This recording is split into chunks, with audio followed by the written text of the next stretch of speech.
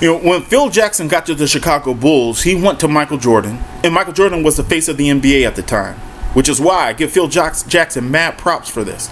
He went to Michael Jordan, he told him, hey, look, man, we're going to be running a different kind of offense now. We're going to be running an offense in which you're not going to have the ball in your hands as much, but you're going to get as many opportunities and as many shots. You're just not going to have the ball in your hands as much. We're going to make sure the rest of the team touches the ball, and they also have the opportunity to get great shots.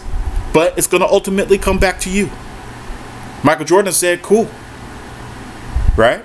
And when I look at the Lakers, there's one player that I've seen who holds the ball as much as Michael Jordan did between like 1984 and when Phil Jackson got there. It's Luka. Luka holds the ball more than anybody I've ever seen in my life, man. Right? And the way he holds the ball is worse than how Jordan used to do. Jordan was active. Right? Luka is passive. Luka walked the ball up the court, takes 6-7 seconds to walk the ball up the court.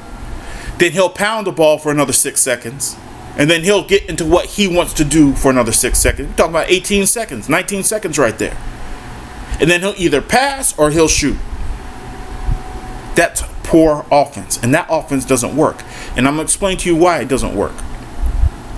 You guys see TJ McConnell in the finals?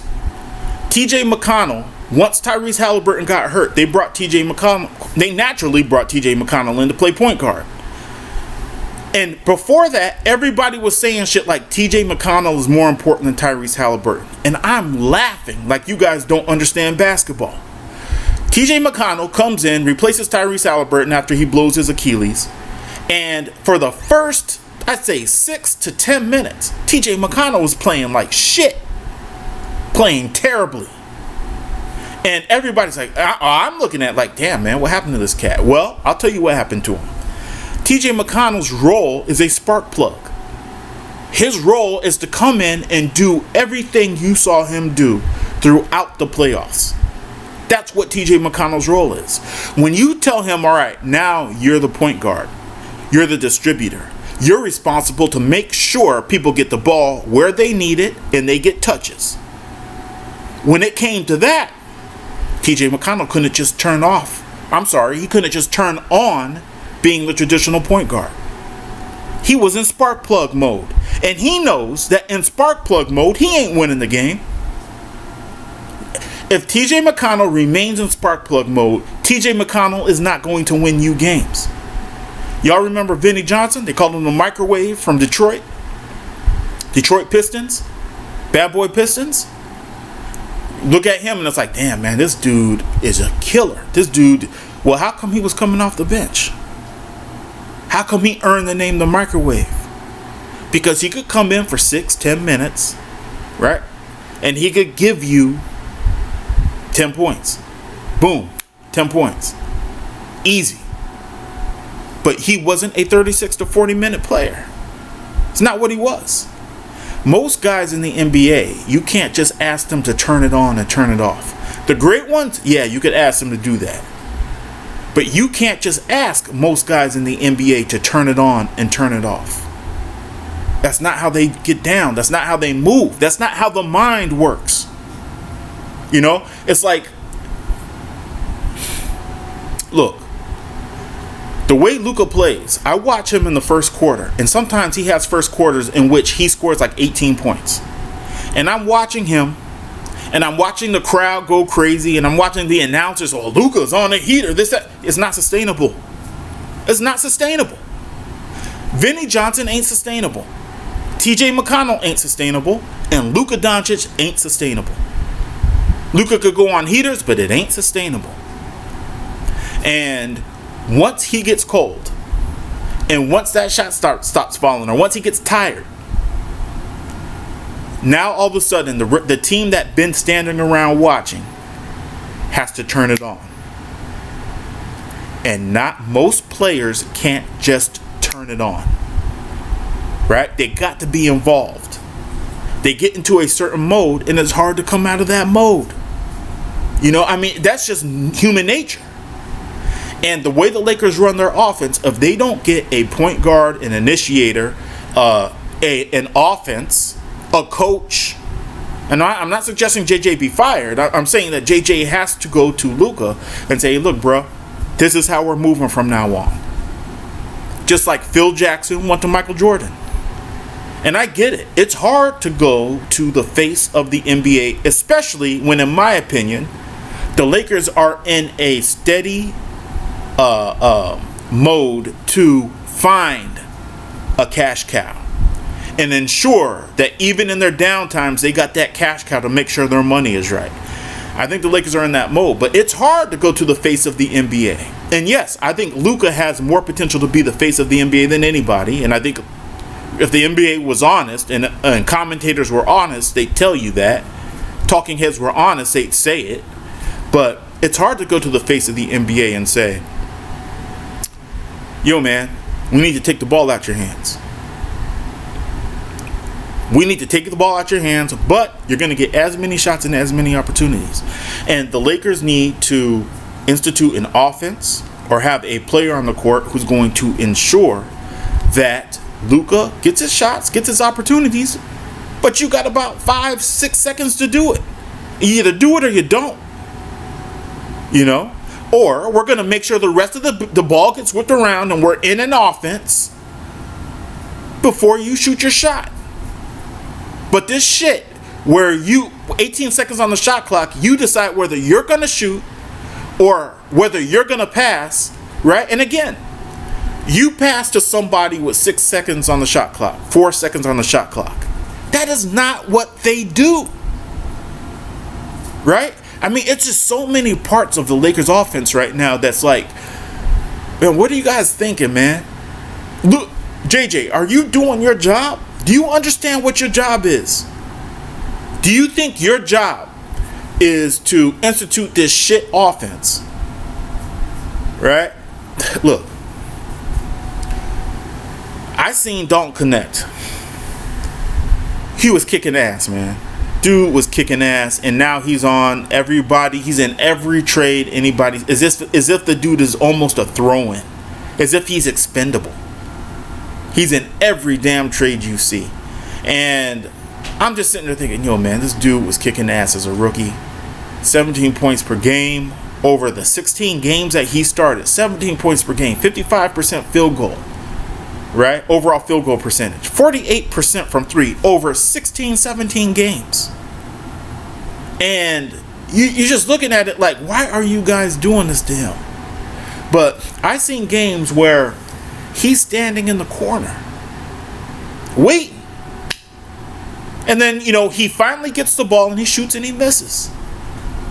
That's not his game. Don't Connect ain't Steve Kerr. That's Steve Kerr's game. Steve Kerr is cool with that. Right? John Paxson, cool with that. Byron Scott might be cool with that. Less cool with that, though. But Byron Scott, Michael Cooper, you could do that with a Michael Cooper from back in the day. That is not Don't Connect's game. We watched the cat play 16, 17 games. He was kicking ass, and he is a baller. He puts the ball on the floor. He will dunk on you. He will take the ball in, drive the ball to the hole. He's a baller. That's not his game. And JJ Redick, once Austin Reeves and Gabe Vincent came back, JJ Redick said, okay, damn, this guy was playing so good that we can't just stop giving him minutes.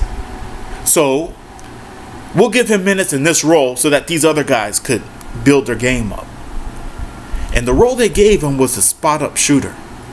Don't Connect is not a spot-up shooter.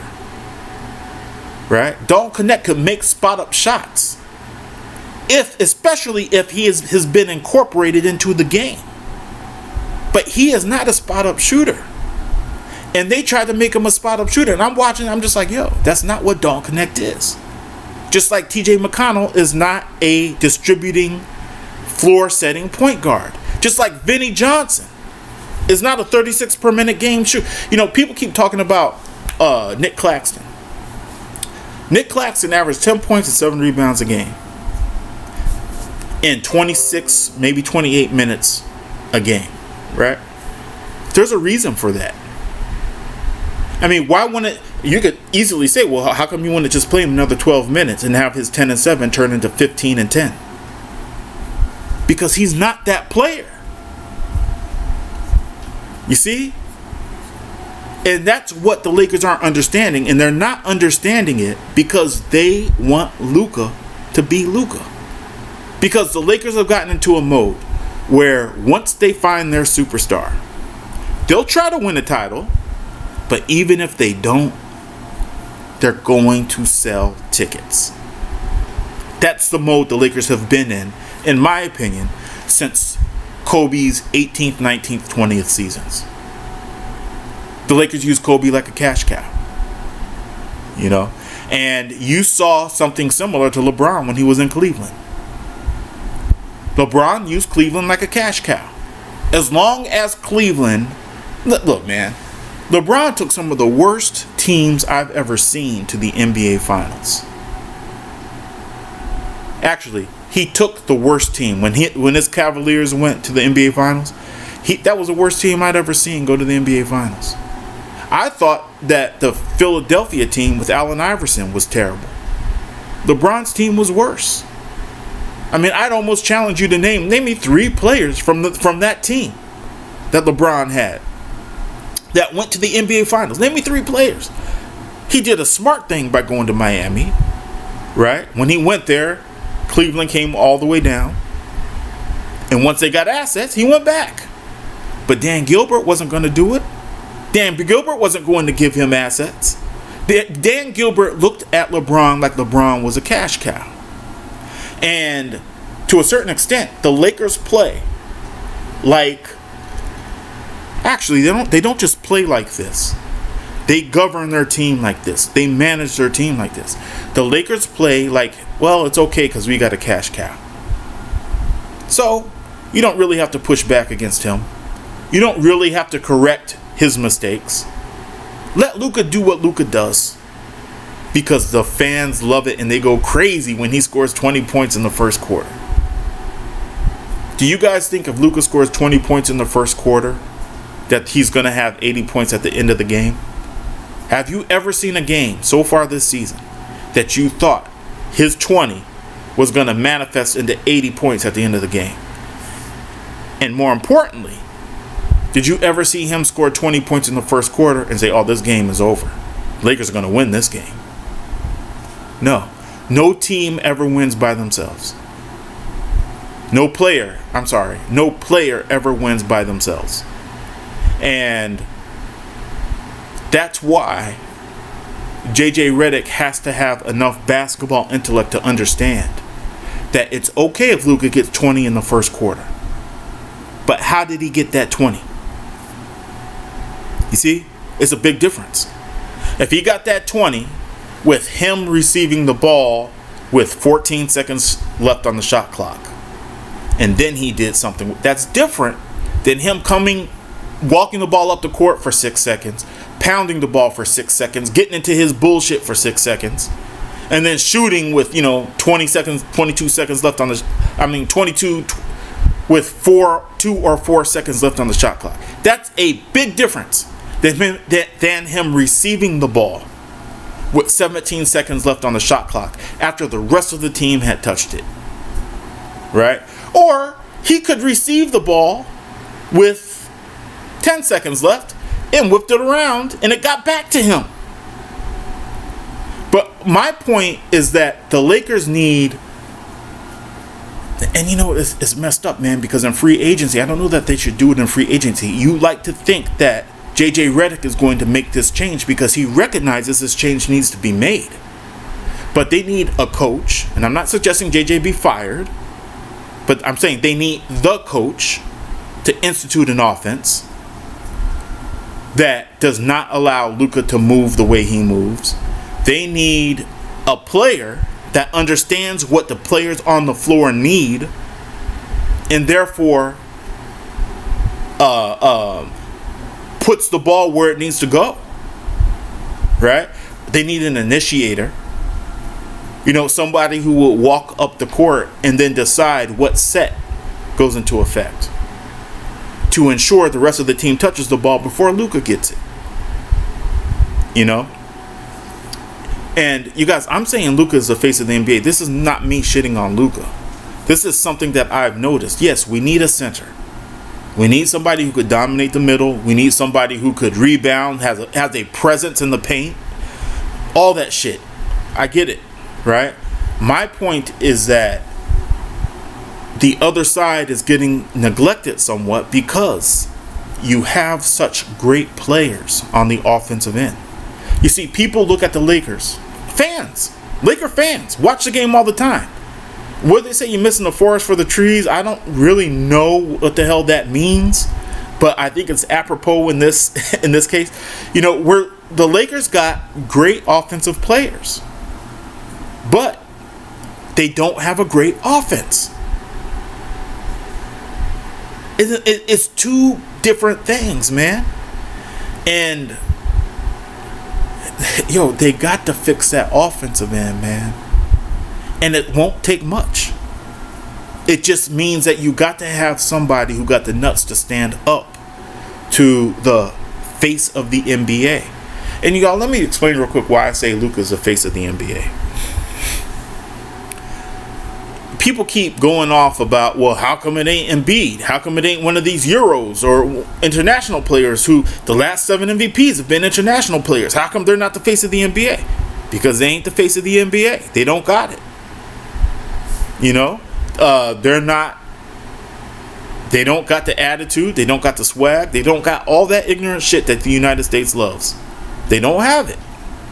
It's just what it is. You know, you can't take, Kevin Hart and tell him, okay, you're gonna be playing the Terminator in the next movie. It's just shit that just don't work. You know, some people are stars. You could say Shai Gilgeous is the greatest basketball player on earth, but he ain't the face of the NBA. He's less of a star than Luka. Luka got all that ignorant shit the United States loves. All of it. The dude got it. If he gets in shape, man, it's lights out, man. He's gonna own the NBA for another 10 years. And while this may sound like I'm shitting on Luka, I'm not shitting on Luka. I'm not. I'm telling you, this dude got the potential to be the greatest player in the world and the face of the NBA at the same time. I'm telling you that. Right? And I'm just saying, when you're the face of the NBA, it's harder for somebody to come up and say, nah, man, you're doing this wrong. You know? And I don't know, man. I hope the Lakers work on that. Is there anything else I want to say on this? I don't think so. I think that's it, y'all. Hey, you guys have a good weekend. Be safe out there. Please like and subscribe. And I'll hit you next time.